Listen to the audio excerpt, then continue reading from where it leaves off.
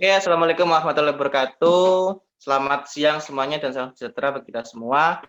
Yang terhormat, dosen pembimbing akademik mata kuliah algoritma dan pemrograman 2, serta asisten dosen yang membantu jalannya mata kuliah ini. Pada kesempatan kali ini, saya sendiri, Aryo Putra dengan NIM 204 1010304 dengan rekan saya, Dida Yunistri Aryani dengan NIM 2024 1010 3047. Oke, kami dari kelompok 4 akan mengimplementasikan kode program dari kami. Sebelumnya kami mengangkat tentang algoritma knapsack problem. Oke, studi kasus yang kami angkat pada video kali ini yaitu mengenai implementasi KRS atau perencanaan kartu rencana studi mahasiswa. Untuk materi yang dibahas pada video kali ini yaitu yang pertama mengenai penjelasan mengenai desain kode program yang kami buat. Lalu yang kedua, penjelasan mengenai kode program atau alur dari kode program kami. Lalu yang ketiga, penjelasan mengenai demonstrasi jalannya aplikasi atau program kami buat. Oke, langsung saja. Yang pertama, rekan saya Dinda Yunistri mungkin akan menjelaskan mengenai desain kode program kami. Baik, selanjutnya saya akan menjelaskan desain dari aplikasi yang kami buat. Nah, pada desain aplikasi yang kita buat atau kita angkat ini memiliki berbagai fitur dengan penggunaannya masing-masing. Seperti pada tampilan awal, user akan login dengan menggunakan NIM, password, dan juga nama jurusan. Tetapi dalam program kami terdapat ketentuan untuk NIM itu memiliki 12 karakter dan untuk password 8 karakter. Nah, apabila user menginputkan kurang atau lebih dari ketentuan program kami, maka program tersebut akan looping berulang kali hingga inputan sesuai dengan ketentuan pembatasan dari program kami seperti itu. Nah, kemudian selanjutnya apabila user berhasil untuk login, maka program kami akan masuk pada halaman utama aplikasi penjadwalan mata kuliah atau KRS. Pada halaman utama aplikasi kami terdapat berbagai menu aplikasi penjadwalan seperti yang pertama, penjadwalan KRS, kedua lihat KRS, ketiga hapus data, dan juga yang terakhir keluar. Nah, apabila user memilih yang pertama, yaitu penjadwalan KRS, maka program kami akan menampilkan plottingan jadwal sesuai jurusan yang telah diinputkan user di awal saat login tersebut. Nah, tetapi pada bagian ini program kami memiliki ketentuan maksimal hingga 25 SKS. Apabila user telah menginputkan lebih dari 20 SKS, maka program kami akan memberikan pengingat bahwa SKS yang telah diambil sebanyak N. Dan kemudian akan memunculkan pertanyaan apakah user akan melanjutkan menginputkan mata kuliah atau tidak. Jika iya, dan user telah menginputkan sesuai maksimum yang diberikan oleh program, maka program kami akan memunculkan tanda peringatan bahwa SKS yang ditempuh sudah mencapai batas maksimum dan tidak dapat menginputkan lagi. Seperti itu. Nah, kemudian pada penjadwalan ini, user juga dimintakan untuk menginputkan mata kuliah apa saja yang akan diambil dan ditempuh di semester ke depan nantinya. Nah, apabila user telah menginputkan semua mata kuliah yang akan ditempuh, maka data-data tersebut akan disimpan oleh program kami yang nantinya akan dimunculkan pada step kedua, yaitu pada lihat KRS. Kemudian, pada menu yang kedua, yaitu menu lihat KRS, ini akan memunculkan data-data dari apa yang telah user inputkan sebelumnya. Nah, kemudian apabila user ingin menghapus data dari apa yang telah diinputkan tadi pada tahap sebelumnya, maka program kami akan memunculkan data-data dari apa yang telah diinputkan user dan kemudian terdapat pesan data manakah yang akan dihapus. Dan selanjutnya, pada menu yang terakhir, yaitu menu keluar. Nah, apabila user memilih menu ini, otomatis program penjadwalan KRS di stop dan data-data yang telah diinputkan tadi tersimpan di program. Nah, kemudian selanjutnya akan dilanjutkan oleh rekan saya tentang penjelasan cara kerja dari kode program. Nah, mungkin langsung saja kita ke FS Code-nya.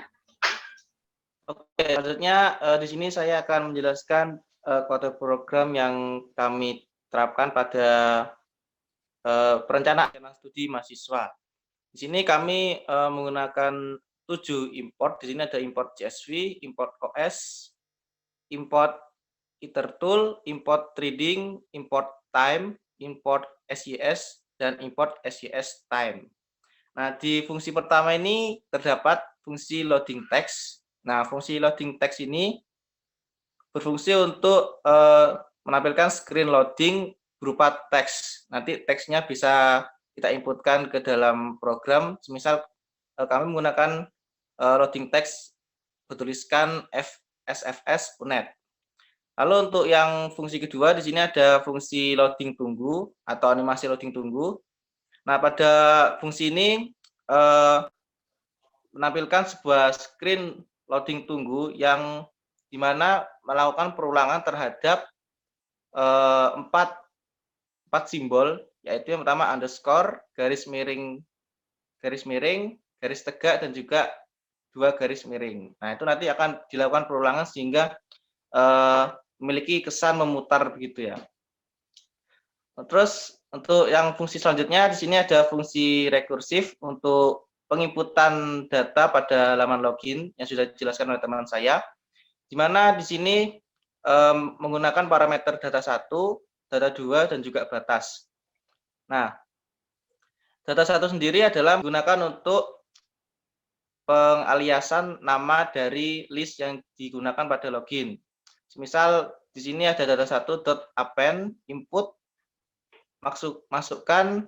Nah, %s ini digunakan untuk inputan user ketika memasukkan sesuatu, dan nanti %s ini digantikan oleh inputan tersebut yang ada di program. Lalu untuk data 2 sendiri digunakan untuk penamaan ya, penamaan pada saat login. Misal kita ingin memasukkan password, maka nanti pada fungsi rekursif nanti tinggal dimasukkan password, nanti akan terganti secara otomatis menjadi masukkan password mahasiswa seperti itu. Untuk pertambangannya sendiri di sini if learn data pada indeks i sama dengan batas, jika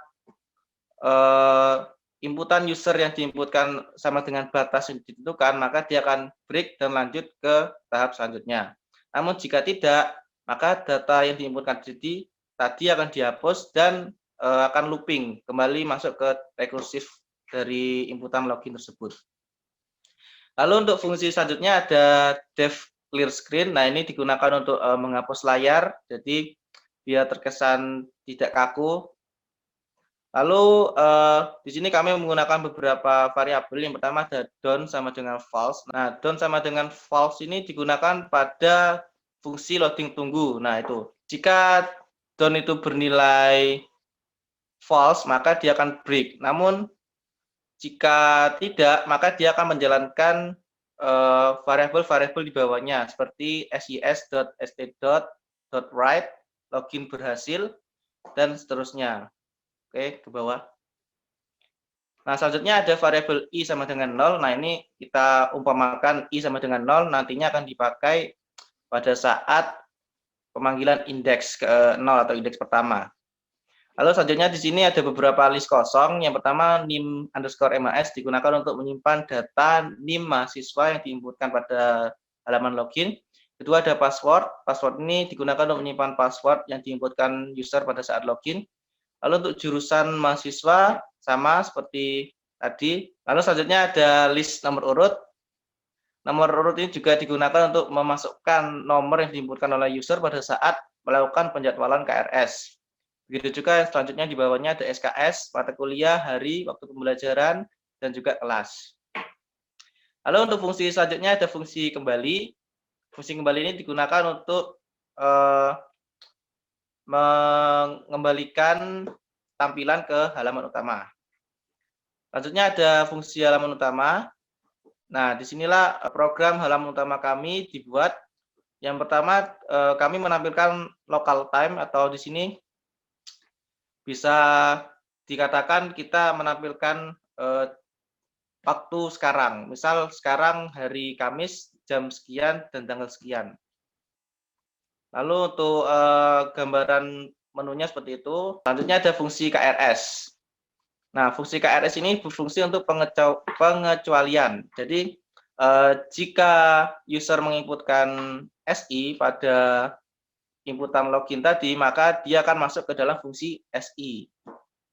Jika menginputkan TI, maka nanti ketika si user memilih menu 1 pada halaman utama tadi, maka nanti akan menampilkan fungsi TI atau menampilkan plottingan dari jadwal mata kuliah dari teknologi informasi. Dan begitu juga dengan IF. Lalu selanjutnya pada fungsi selanjutnya ada fungsi SI. Nah, fungsi SI ini pertama kita menampilkan dulu tentang plottingan semester 4 pada program studi sistem informasi. Kemudian di bawahnya ada percabangan. Nah, percabangan if itu jika pertama kita membuat variabel X ini digunakan untuk menjumlah SKS ya. Nah, pada percabangan pertama ini, jika X atau jumlah SKS-nya lebih dari 20 dan juga lebih dari sama dengan 25, maka kita akan memunculkan pesan jumlah SKS telah mencapai batas maksimal. Artinya, si user tidak bisa melakukan penjadwalan lagi.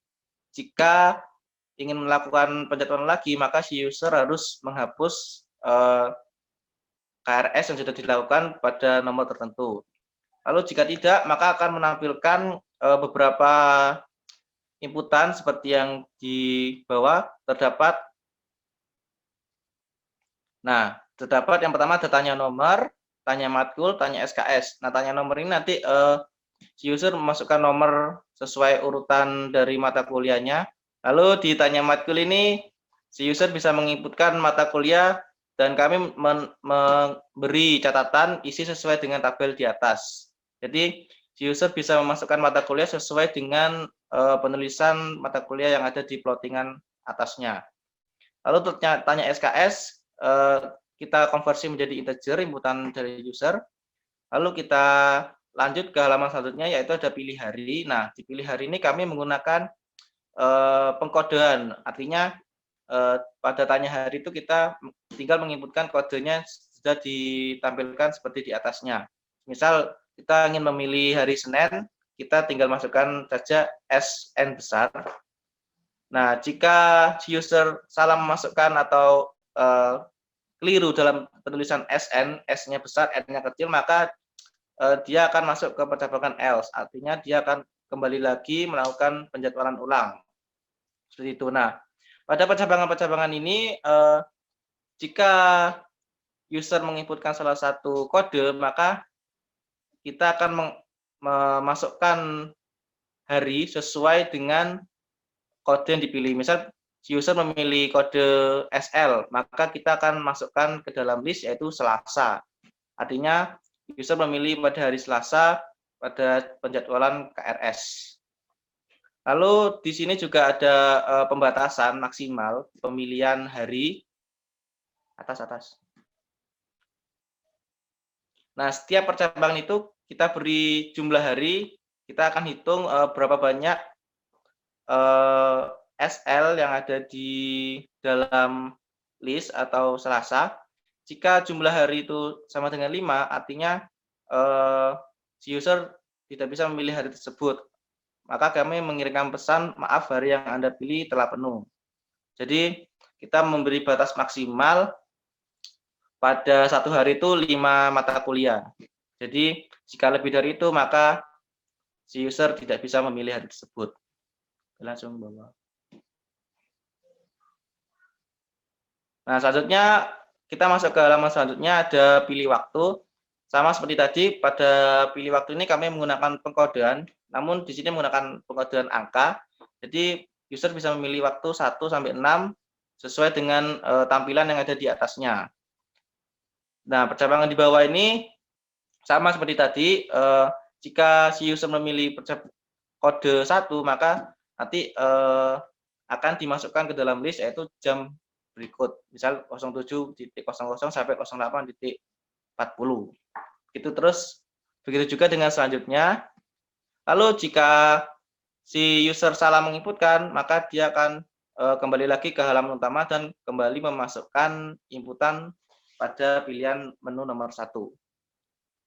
Nah, selanjutnya, inputan selanjutnya ada atur kelas. Nah, kelas ini sama, kita misal di dalam penjadwalan mata kuliah atau dalam perkuliahan terdiri dari kelas A sampai H. Jadi kita batasi sampai kelas H. Nah, di bawahnya juga ada percabangan jika inputan si user tidak sama dengan penentuan di atas, maka dia akan kembali ke halaman utama dan kembali memasukkan penjadwalan KRS dari awal. Lalu selanjutnya di bawah ini ada memasukkan nomor urut mata kuliah, SKS, dan selanjutnya ketika si user telah masukkan kelas, maka ada konfirmasi. Apakah Anda ingin menambah SKS lagi? Nah, jika si user memasukkan Y atau Ya, maka kita jumlahkan SKS, lalu kita tampilkan SKS yang total SKS yang dipilih tadi, lalu di bawahnya ada percabangan, jika jumlah SKS sama dengan 20 atau menyentuh batas minimal, kita tampilkan pesan jumlah SKS telah mencapai batas minimal, lalu kita konfirmasi lagi apakah Anda ingin menambah SKS. Nah, jika iya, maka langsung masuk ke menu pilihan 1. Jadi user bisa langsung menginputkan lagi tanpa harus ke halaman utama. Lalu jika tidak, maka akan muncul pesan selamat Anda telah melakukan KRS, lalu kembali ke halaman utama.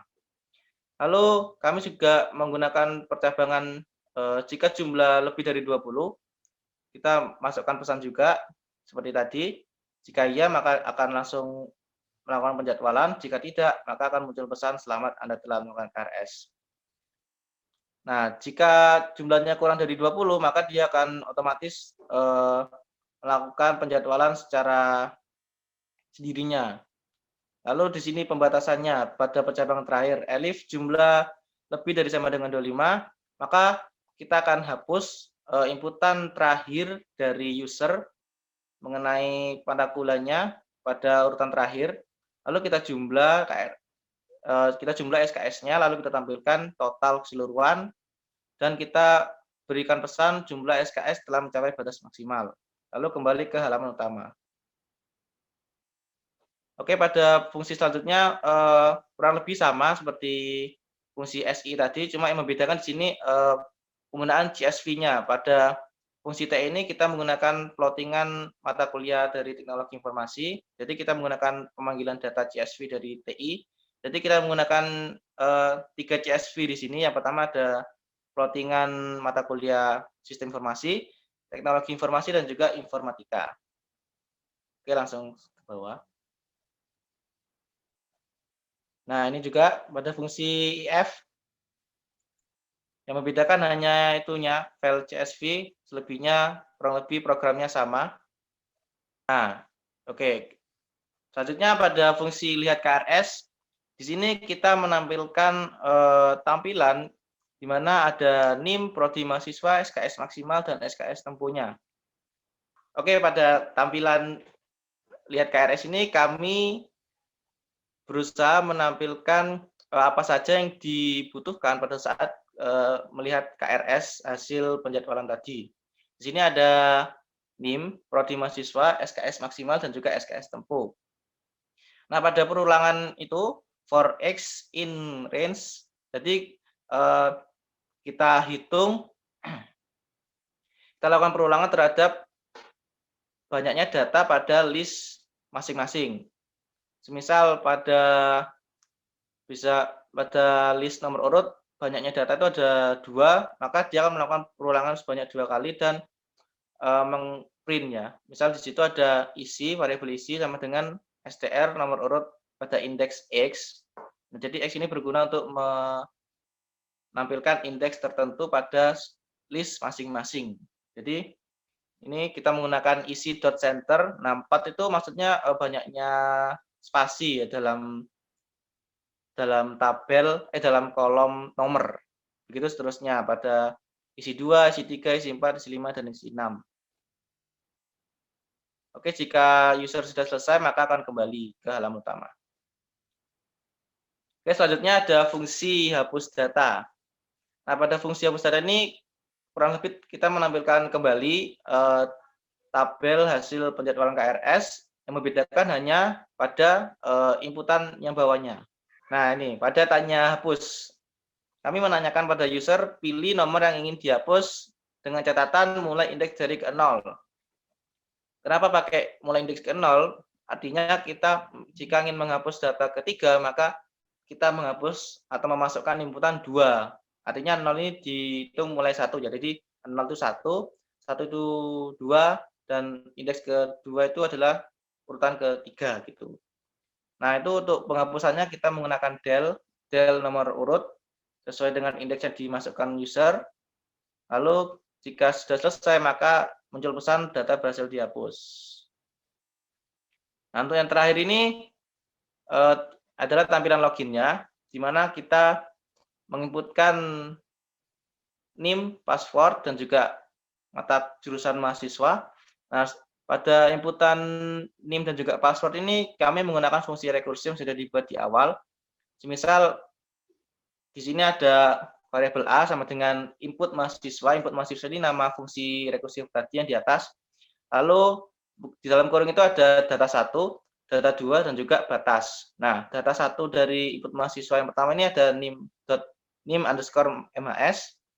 Lalu yang data 2 ini nim, lalu batasnya 12 karakter, artinya begitu. Begitu juga dengan password yang bawahnya, data satunya password, artinya pada list yang bernamakan password, lalu itu ada 2 password, dan batasnya 8 karakter. Lalu untuk inputan selanjutnya ini menginputkan jurusan mahasiswa.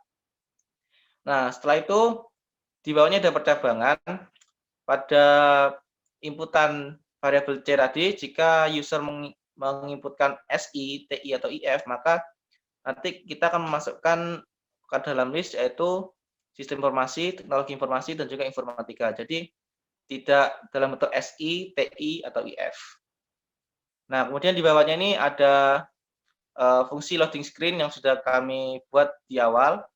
Itu ada loading text, kita menggunakan nama SFS UNED, lalu di bawahnya ada loading tunggu. Loading tunggu ini memunculkan pesan login berhasil. Oke, mungkin sekian penjelasan kode program dari kami. Mungkin selanjutnya demonstrasi program yang kami buat dilanjutkan oleh teman saya, Indah. Baik, selanjutnya kita jalankan kode programnya. Maka kode program kita akan tereksekusi dan pada halaman ini atau halaman login, user disuruh untuk login terlebih dahulu. Nah, untuk loginnya itu user bisa menginputkan NIM mahasiswa atau NIM masing-masing. Nah, misal saya akan memasukkan 4 digit terakhir NIM-nya, yaitu 347. Nah, maka secara langsung program kita akan looping berulang kali hingga ketentuan batas itu terpenuhi atau sesuai dengan batas yang kita program. Nah, karena batasnya itu 12 karakter, maka di sini kita akan menginputkan NIM sebanyak 12 karakter. Nah, maka dia akan tereksekusi. Nah, selanjutnya untuk password ini, dia juga ada batasnya sesuai dengan batas yang ada pada kode program kita, yaitu 8 karakter. Nah, untuk passwordnya ini sama dengan NIM.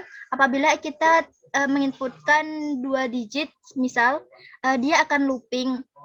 Dan kemudian di sini saya akan mencoba 8 digit atau 8 karakter. Maka dia akan langsung secara langsung masuk ke inputan selanjutnya, yaitu inputan jurusan program studi. Nah, karena kita dari informatika, maka kita akan menginputkan jurusan informatika. Maka dia akan berhasil login si usernya tadi. Nah, kemudian secara tidak langsung dia akan menampilkan menu utama yang terdapat beberapa fitur atau menu-menu yang sudah kita rancang di kode programnya. Nah, untuk menu pertama yaitu menu penjadwalan KRS, dan untuk menu kedua yaitu lihat KRS, dan menu ketiga hapus data, dan yang terakhir keluar. Mungkin langsung saja kita memilih menu yang pertama. maka secara langsung dia akan memunculkan plotting jadwal semester 4 pada program studi informatika. Nah, kenapa pada jadwal program studi informatika? Karena pada awal, pada saat kita login, kita memasukkan jurusan informatika, sehingga secara langsung dia akan memunculkan suatu jadwal dari program studi informatika. Nah, apabila kita memasukkan TI atau SI, maka dia akan memunculkan jadwal atau plottingan dari program studi tersebut. Nah, terus kemudian di sini ada keterangan juga isi dari data yang akan kita inputkan nanti, dia harus sesuai dengan tabel di atas. Nah, apabila tidak sesuai dari tabel di atas, itu tidak masalah, tidak ada error ataupun semacamnya, tapi pada menu yang selanjutnya dia akan membingungkan si user tersebut. Nah, kemudian di sini ada keterangan juga untuk SKS tempuh itu sama dengan 0, karena kita belum menginputkan atau belum memasukkan suatu data dari tabel ini, maka dia masih 0, seperti itu. Nah, mungkin langsung saja kita masukkan data yang pertama. Di sini user disuruh untuk menginputkan mata kuliah yang ingin ditempuh pada semester 4. Nah, misal saya akan memasukkan mata kuliah Bahasa Indonesia. Untuk jumlah SKS, kita sesuaikan dengan tabel yang ada di sini, yaitu untuk Bahasa Indonesia, dia SKS-nya 2. Nah, maka dia di sini akan secara langsung memilih suatu hari dengan ketentuan untuk Senin itu SN, atau untuk Selasa itu SL, dan untuk Rabu itu RB, dan seterusnya. Nah, mungkin saya akan memasukkan hari Selasa atau SL. Nah, kemudian dia akan masuk ke program selanjutnya, yaitu pada pilih waktu. Nah, untuk pilih waktu ini ada 6 opsi, yaitu untuk yang pertama jam 7 sampai jam 8.40, dan seterusnya sampai yang terakhir, yaitu pada pukul 15.10 sampai 16.50. Nah, di sini ada ketentuan atau ada inputan. User dapat memilih inputan mulai dari angka 1 atau angka 6. Nah, misal saya akan memasukkan data atau memilih waktu dari nomor 3, pilihan ketiga. Nah, untuk kelasnya ini ada kelas A sampai H. Saya akan masukkan kelas B. Nah, secara langsung dia akan mengkonfirmasi apakah user akan menambah SKS lagi atau tidak. Nah, apabila kita mengiyakan, maka secara langsung dia akan kembali pada penjadwalan KRS untuk menginputkan data selanjutnya.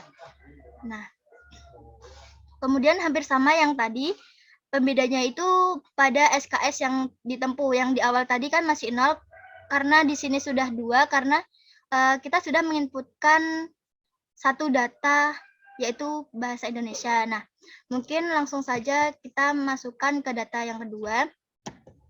Prosesnya sama, mungkin langsung saja kita memilih salah satu mata kuliah dari yang di atas, kecuali mata kuliah yang sudah kita masukkan.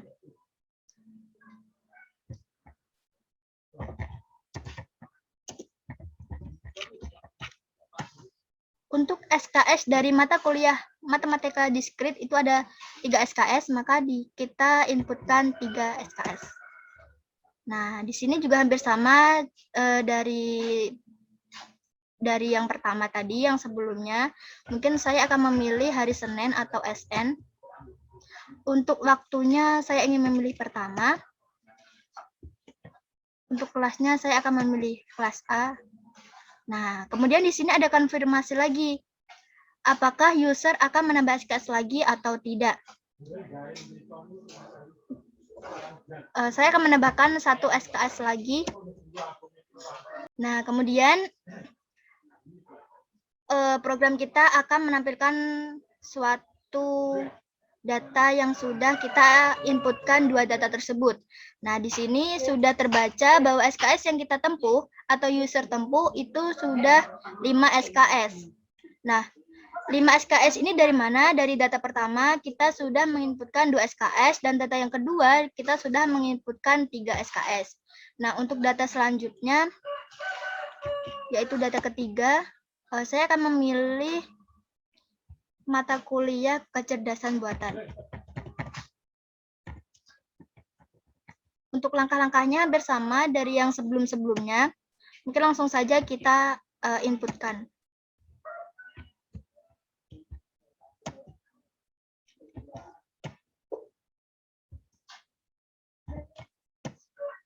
Nah, karena kita salah menginputkan nama kelas dengan huruf kecil atau ya huruf kecil, maka di sini ada konfirmasi bahwa inputan yang kita masukkan itu salah, maka kita harus memasukkan keyword. Nah, mungkin langsung saja kita enter. Maka kita akan memulai memasukkan data dari awal. Seperti itu. Selanjutnya, apabila kita memilih fitur kedua atau menu kedua, yaitu menu lihat KRS, nah maka dia akan menampilkan suatu data yang sudah kita inputkan di awal. Di mana untuk SKS yang sudah kita inputkan atau kita tempuh itu ada 17 SKS dari 7 data mata kuliah seperti ini.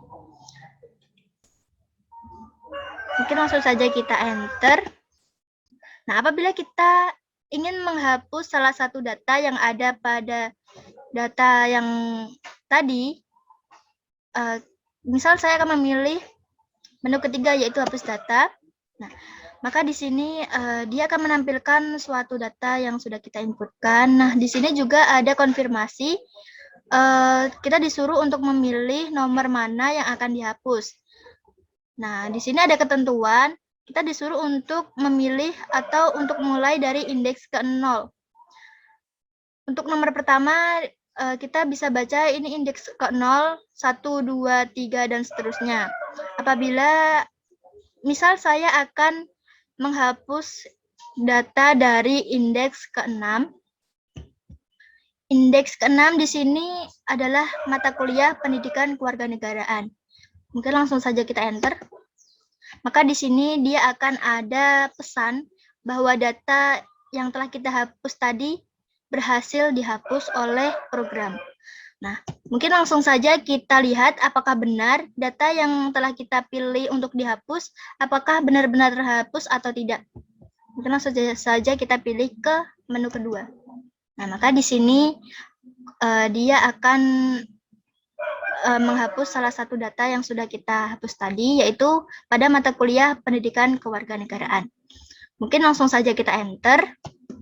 Baik, selanjutnya kita akan masuk ke menu pertama, yaitu menu penjadwalan KRS, di mana pada pada data yang sebelumnya kita sudah menginputkan 17 SKS.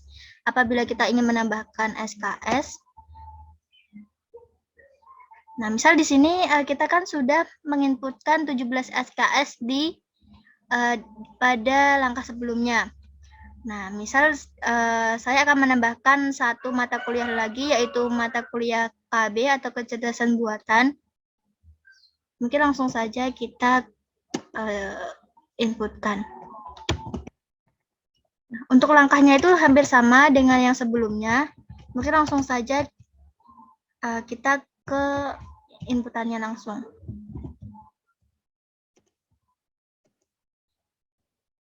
Nah, pada matkul KB di sini sudah tertera bahwa matkul KB ini ada 3 SKS. Mungkin langsung saja kita masukkan 3 SKS. Kemudian untuk harinya hari Jumat. Untuk waktunya saya memilih opsi ketiga. Dan untuk kelasnya saya akan memilih kelas B. Nah, kemudian di sini juga ada konfirmasi atau ada pesan bahwa apakah kita akan menambahkan SKS lagi. Nah, apabila kita ingin menambah SKS atau Y, maka di sini akan ada pesan bahwa SKS yang telah kita inputkan atau kita tempuh di awal tadi sudah 20 SKS. Nah, untuk jumlah SKS yang telah mencapai batas minimal. seperti yang telah dijelaskan oleh rekan saya pada sebelumnya. Nah, kemudian apabila kita sudah menghentikan atau tidak ingin menginputkan lagi, maka misal saya akan memilih T atau tidak akan menambahkan SKS lagi. Nah, maka di sini akan ada pesan bahwa selamat Anda telah melakukan KRS. Nah, mungkin langsung saja kita enter. Dan kita akan lihat KRS lagi, apakah data yang sudah kita masukkan tadi sudah 20 SKS atau belum. Nah, mungkin langsung saja kita pilih menu kedua. Maka di sini sudah terbaca oleh program kami bahwa SKS yang telah kita inputkan itu sebanyak 20 SKS. Seperti itu. Baik, selanjutnya di sini saya sudah menginputkan data KRS yang sudah memenuhi batas maksimal yaitu 25 SKS. Nah, seperti itu. Apabila kita ingin menginputkan lagi pada menu pertama atau untuk menambahkan satu mata kuliah lagi atau lebih, nah maka di sini program kita memunculkan suatu pesan bahwa jumlah SKS telah mencapai batas maksimal. Nah, sehingga user tidak bisa menambahkan satu data maupun banyak karena di sini pada program kita sudah mencapai batas maksimalnya. Seperti itu. Baik, saya akan mencoba untuk login pada jurusan sistem informasi. Nah, misal untuk login pada inputan NIM, mungkin langsung saja kita masukkan karena untuk langkah-langkahnya hampir sama pada langkah sebelumnya.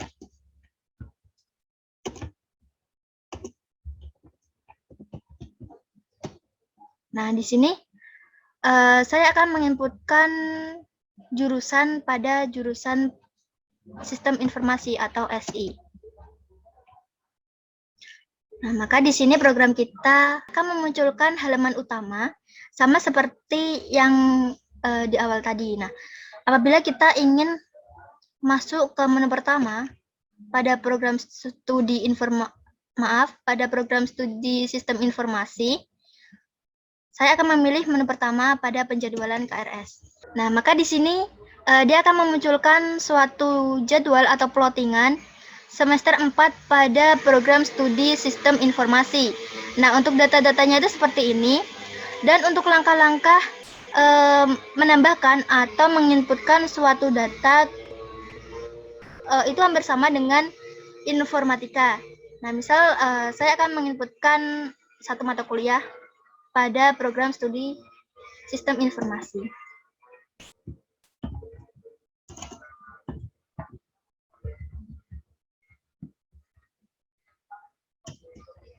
Untuk mata kuliah data mining, di sini dia memiliki 3 SKS.